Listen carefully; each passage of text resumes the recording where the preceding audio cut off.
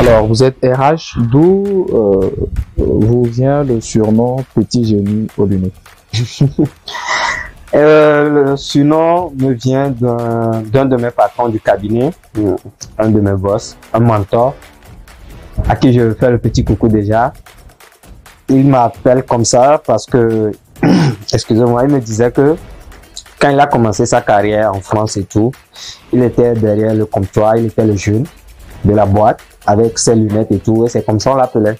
Et effectivement, ici au cabinet, je suis le plus jeune et tout le temps avec mes lunettes devant mon écran, et c'est d'où il m'a surnommé le petit génie aux lunettes. Donc c'est un peu ça. Avec tous les domaines aujourd'hui qu'on retrouve, pourquoi avoir choisi les ressources humaines? Je dis souvent que j'ai pas choisi les ressources humaines, c'est les ressources humaines qui m'ont choisi. Puisque de base, je suis un profil tech. J'ai eu un baccalauréat électrotech. Et après le baccalauréat, à l'université, bon, avec l'association de plusieurs événements, je me suis retrouvé une nuit en me posant une question.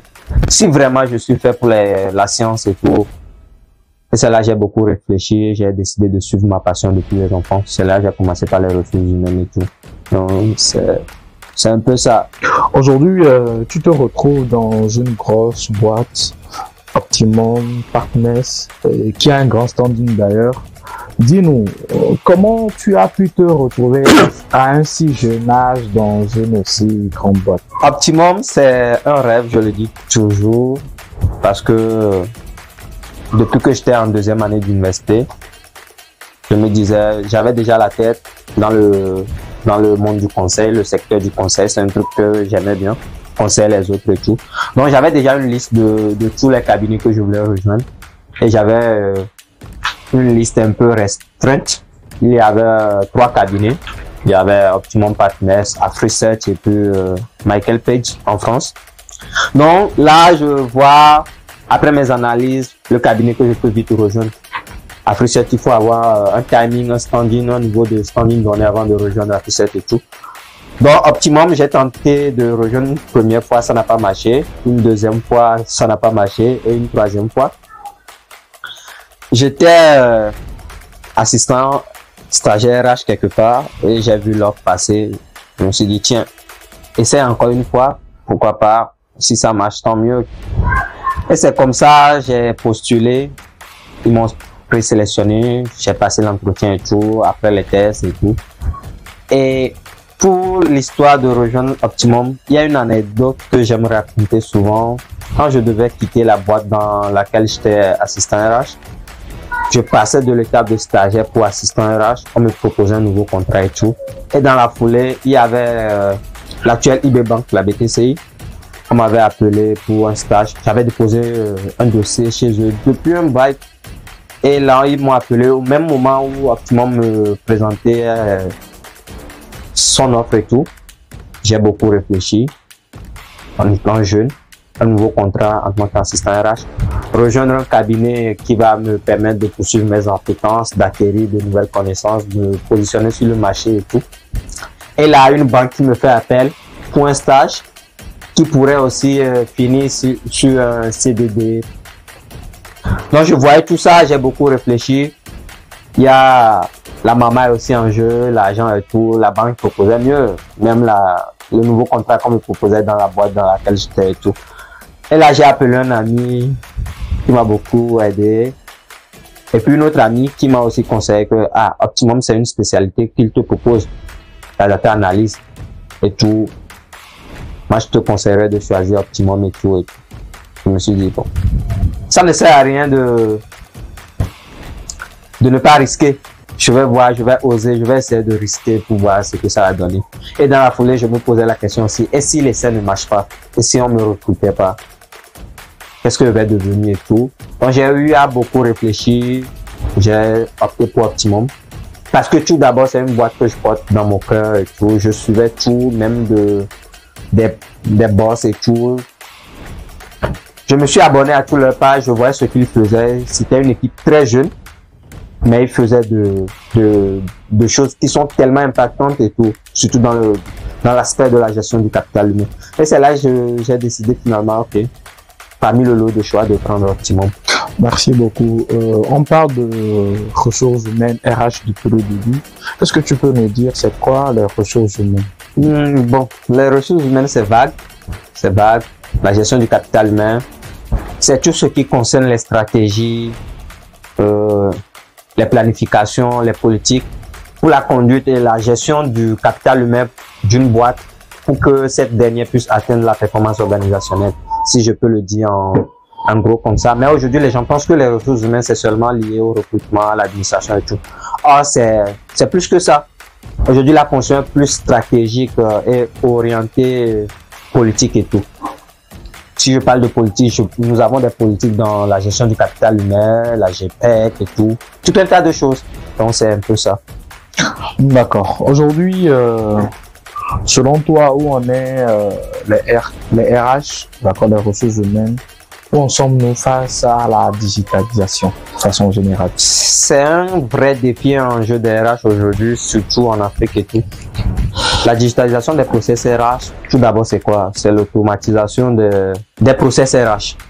Mais aujourd'hui, plus particulièrement au Togo, je ne dirais pas que nous avons atteint la digitalisation des RH à 100%. Je ne dirais pas cela. Puisque aujourd'hui, nous sommes plus dans l'automatisation, la numérisation des tâches. Mais en ce qui concerne à fond la digitalisation des RH, il y a encore un réel défi, un gros travail à faire dans ce secteur pour accompagner la performance et tout. Comment, à ton âge, et avec la structure dans laquelle tu travailles et tout ce dont tu nous parles, comment tu arrives à gérer ces responsabilités autour de toi? Effectivement, les gens disent que ouais, tu es très jeune pour être consultant et tout. Comment est-ce que tu as pu intégrer Optimum et tout et tout? Moi, je dirais que c'est le fruit d'un travail que j'ai commencé depuis fort longtemps. À l'université, j'étais toujours curieux. Tout le temps, je cherche à comprendre le pourquoi de ça, de ci, de ça. Et puis, j'aime les RH, la gestion du capital humain et tout. Alors, comment j'arrive à gérer mes responsabilités et tout? C'est une question d'organisation, de structuration. Il faut être organisé. Et le domaine du conseil, c'est passionnant, mais il y a un truc qu'on ne sait pas, c'est que ça prend trop de temps. Et si aujourd'hui on me dit que je suis consultant, je tiens à rappeler que je suis consultant junior, pas confirmé ni senior et tout. Donc, c'est un peu ça. Il faut être organisé. Et surtout quand on a l'amour de ce qu'on fait, quand ça nous passionne, tu ne ressentiras pas la fatigue. Des fois, je travaille, je fais mes propres recherches et tout. Je dors à 2 heures du matin, à 3 heures, mais déjà à 4 heures ou bien 5 heures, je me réveille déjà pour faire d'autres tâches et me préparer pour le boulot. Le meilleur des secrets, c'est d'être passionné par ce qu'on fait. On ressent jamais la fatigue et tout. Donc, c'est un peu ça. Et si tu as un conseil à donner aujourd'hui aux jeunes quant à ceux qui s'intéressent au domaine de la RH ou à ceux qui ne s'y connaissent pas, quel conseil as-tu à leur endroit? C'est d'être curieux, de chercher toujours à apprendre et de ne pas se comparer. Parce que moi, je tiens à le dire, la comparaison, c'est le premier obstacle à la réalisation de soi.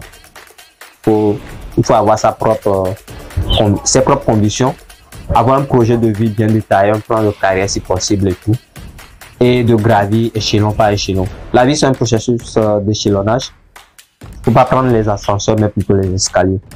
Donc, d'être focus, être objectif et tout, de chercher toujours à acquérir des compétences, de nouvelles connaissances. C'est ça qui fait grandir l'homme. D'être dynamique et non statique. Est-ce que tu peux nous parler de tes qualités?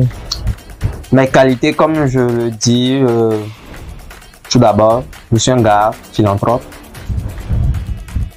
J'aime l'humain, je suis altruiste et je suis très curieux.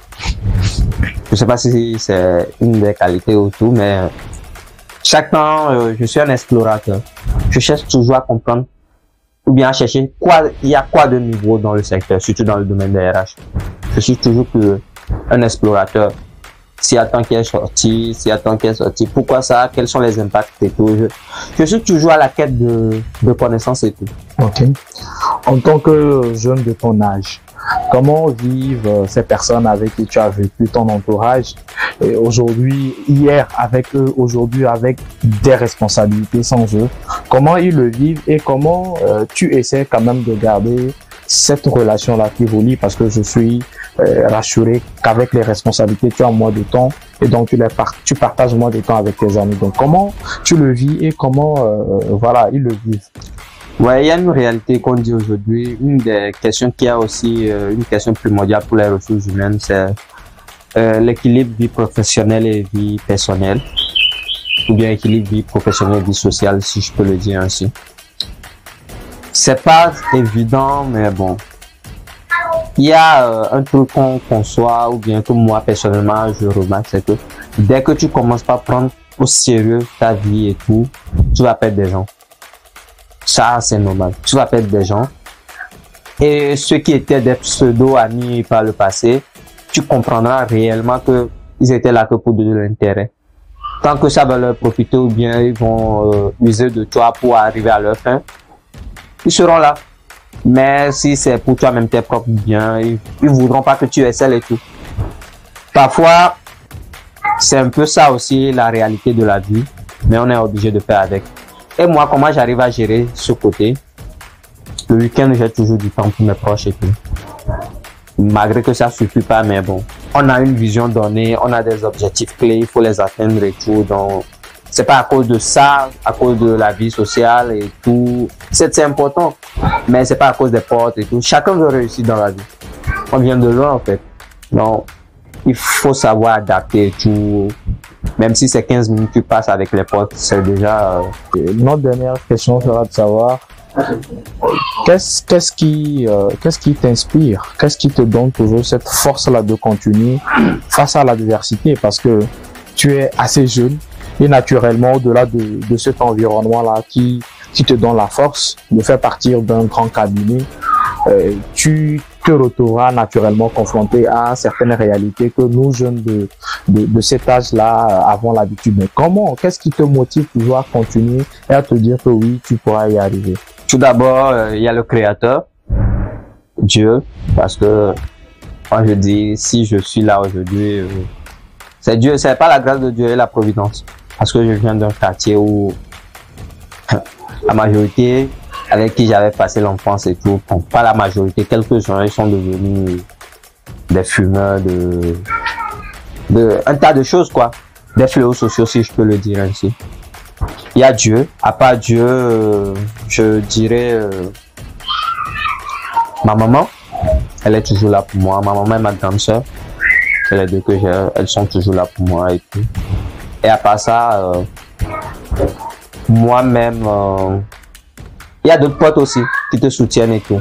Comment te découvrir si on veut te joindre, on veut te découvrir, on veut découvrir ton quotidien? Ah, me découvrir, je suis tout le temps fermé au bureau, mais il y a le réseau et tout. Je suis ouvert à tout le monde, hein. Il y a mes comptes sociaux et tout, Twitter, je suis très actif même là-dessus. Et Instagram aussi, donc c'est un peu ça. Vous tapez @Marus à côté et puis vous trouvez mon compte et tout. Donc c'est un peu ça. Un mot de fin? Un mot de fin, je dirais, face à l'adversité, face aux difficultés de la vie, faut pas abandonner. Et nous ne sommes pas obligés de suivre la foule pour réussir. Je tiens toujours à le rappeler, nous ne sommes pas obligés de suivre la foule. Et la vie, c'est un processus long, très long même. Et pour réussir professionnellement, c'est un long fleuve qui n'est pas tranquille, quoi. Il y a les épines et tout. Moi-même, j'ai pas encore réussi, hein. Je suis encore en train de gravir les échelons et tout, mais par la grâce de Dieu, nous allons y arriver. De beaucoup prier et d'avoir une vision claire, des objectifs structurés par rapport à la vision qu'on a et tout. Vraiment, qu'on veut un peu. Et ça sert à rien d'avoir des livres sur le développement personnel, d'avoir des motivations et tout. Il faut être dans l'action, dans le concret et tout. Donc, je dirais que nous soyons des jeunes concrets, axés sur les résultats et tout. Et non des jeunes qui font du suivisme, Je sais, nous sommes désespérés et tout, mais le suivisme, ça ne conduit à nulle part. Et faisons des choix par nos convictions, nos appétences, et non pas suivisme ou bien pas réincarnation des parents ou non pas défaut. Présentez-vous, s'il vous plaît. D'accord. Moi, c'est Freddy Maurice Kossi, à côté Roméo. J'ai 22 ans, je suis analyste RH et consultant junior RH.